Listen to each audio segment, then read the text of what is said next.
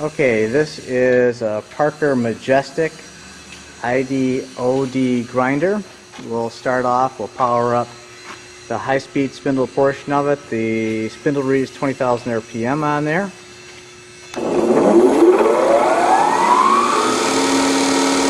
Runs smoothly, no bearing noise. I would replace the belt in there though. Alright.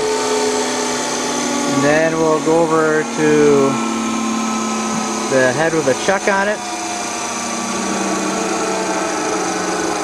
Runs smoothly.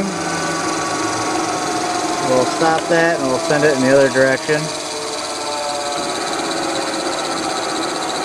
There we go. And then we'll take a look at the mechanism for the table.